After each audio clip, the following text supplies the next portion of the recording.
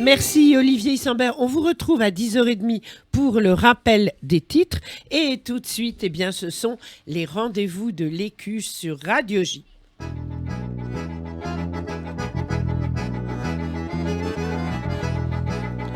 Gadib Guy, bonjour, merci d'être avec nous ce matin. Bonjour Lise. En direct, bien sûr, du studio de Radio J.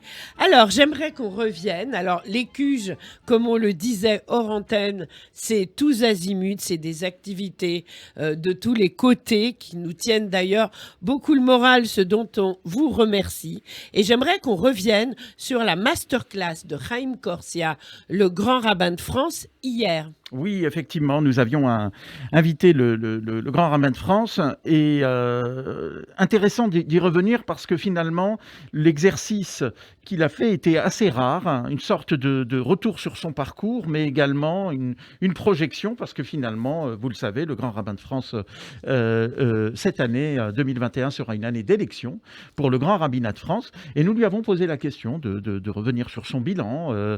Il a défendu son bilan qui est assez intéressant d'ailleurs sur la question de la place des femmes, la question du guet, sur la formation des élèves rabbins. C'était effectivement très intéressant et j'ai envie de vous dire que c'est l'un des événements qui a eu le plus de succès, avec beaucoup de questions. Le timing était serré, donc on n'a pas pu toutes les poser, mais c'était vraiment, on voit bien... Ça vaudra peut-être le coup d'en faire une deuxième. Est-ce qu'il se représente ? Alors, je pense qu'il se représente. Il l'a pas dit clairement, mais il a dit que c'était naturel que d'y aller. Mais j'ai aussi, puisque vous avez parlé d'ActuJ tout à l'heure, j'ai eu l'occasion de lire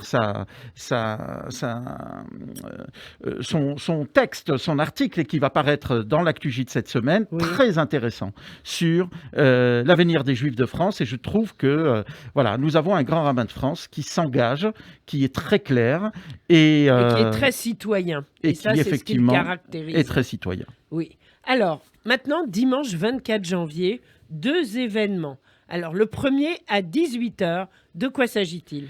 Alors, il s'agit d'un symposium digital sur Rachi. Nous allons parler du génie de Rachi. Rachi, ce célèbre rabbin du XIe siècle que tout le monde connaît. On parle de Rachi de Troyes en Champagne. Hein. C'est en fait une figure exceptionnelle du savoir juif, du savoir d'Israël qui a traversé les siècles. Et on va revenir sur ce symposium dans lequel participeront Judith Kogel, Claude Sultan, Ariel Toledano, Georges Elias Sarfati, animé par Sandrine Schwartz. Ce symposium, c'est en quelque sorte une photographie à aujourd'hui de la connaissance que nous avons de qui était Rachi. Donc, dimanche à 18h. Voilà. C'est à 18h, exactement. À ne pas rater. Alors, à 19h, un autre Zoom que vous proposez. Et toujours ce dimanche, c'est avec notre Safe Woman nationale. Exactement. Et là, également, avec un invité exceptionnel, très rare, Stéphane Fuchs, communicant, vice-président d'Havas. Stéphane Fuchs va revenir sur son parcours au travers des questions de Safe Woman, questions acérées de Virginie Gage. Donc, on sera à l'écoute. Du coup, ça va être les deux en même temps. Ça va être quelque part les deux en même temps. C'est dommage. Oui, mais vous savez, l'Écuge a l'habitude d'avoir beaucoup d'événements en parallèle parce que les publics sont divers, bien sûr. Les intérêts sont divers et bien donc nous arrivons à gérer ce genre de choses. Formidable.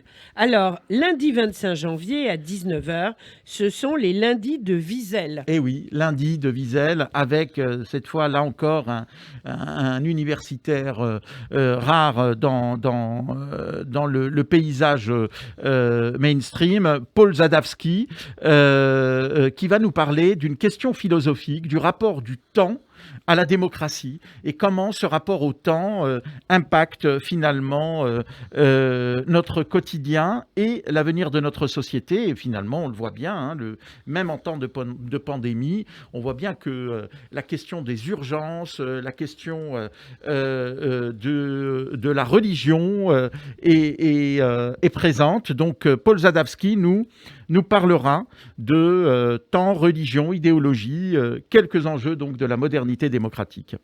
Très important, bien sûr. Mercredi 27 janvier, la semaine continue à l'Écuge. À 19h, c'est une rencontre littéraire. Et oui, rencontre littéraire avec Esther Lenman.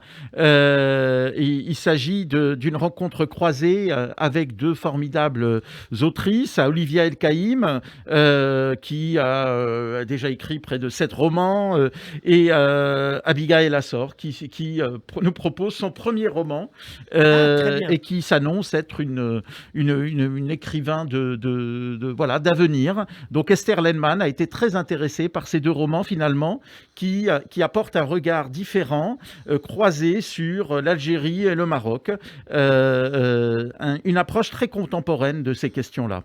Et puis toujours à l'Écuge, jeudi 28 janvier, alors là c'est énorme, à 18h, c'est un peu la surprise que je faisais sous-entendre pour nos auditeurs, célébration du 90e anniversaire de Marion Wiesel, mais alors avec des stars carrément. Oui. Alors pour être totalement transparent, nous ne sommes pas à l'origine de l'organisation de cet événement. C'est la Fondation Elie Wiesel pour l'Humanité, la fondation donc qui se trouve à New York, qui célèbre les 90 ans de Marion Wiesel avec un événement incroyable. Alors rappelez-nous qui est Marion Wiesel. Marion Wiesel, l'épouse d'Elie Wiesel, qui avec sa fondation a financé des réseaux entiers d'écoles en Afrique et en Israël, essentiellement des écoles pour la communauté éthiopienne.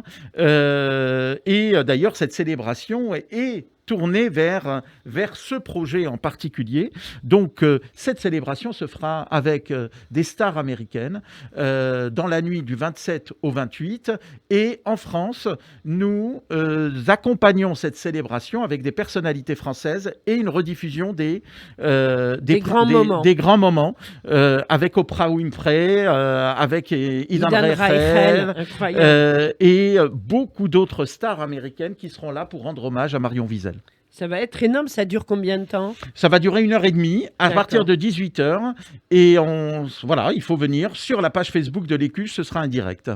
Et la question qui tue, si on travaille à 18h, on pourra le revoir après? Oui, bien sûr, tout à fait. Me voilà rassurée. Tous les événements sont en replay sur Facebook et sur la page YouTube de l'Écuge. Formidable. Donc, l'Écuge qui ne cesse d'avoir une énergie incroyable, de se renouveler. C'est vrai qu'on en parle partout en disant, mais comment font-ils? Eh bien, Gad, comment faites-vous? L'énergie, c'est le public qui nous l'apporte. C'est le fait qu'on a un retour extrêmement positif et puis on se sent une responsabilité. Je le dis et je le répète, l'Écuge, c'est un service public de la communauté juive et qui s'adresse non seulement à la communauté, mais à la communauté nationale. La culture, c'est un bien pour tous et c'est un bien nécessaire et essentiel. Donc voilà, et nous jouons notre rôle. Oui, et vous le jouez plus que bien, c'est assez incroyable, une telle vivacité. Puis l'Écuge, c'est aussi les cours, les ateliers. C'était la recette de la pavlova la semaine dernière pour tout Bijvat. Tout à fait. C'est tous azimuts, quoi. C'est des cours d'Ulpan, c'est 40 classes virtuelles aujourd'hui, par semaine de cours d'Ulpan. C'est 450 élèves qui apprennent l'hébreu. C'est 150 élèves participants qui viennent dans le club de conversation animé par Revital le jeudi soir, qui s'appelle le Ivrit Social Club. C'est beaucoup d'événements parce que les publics sont divers. Eh bien, l'offre est diverse également. Eh bien, je crois qu'on a fait le tour pour cette semaine. Donc, on va sur écuge.fr, E-C-U-J-E, et un téléphone peut-être. 01 53 20 52 52. Je le connais presque mieux. 01 53 20 52, 2 fois pour joindre l'Écuge, où on va bien sûr s'inscrire pour avoir les codes des Zooms sur écuge.fr. Merci beaucoup. Merci Lise, à d'avoir bientôt. été avec nous, Gad. On se retrouve la semaine prochaine. Tout de suite, on continue en musique avec Odia.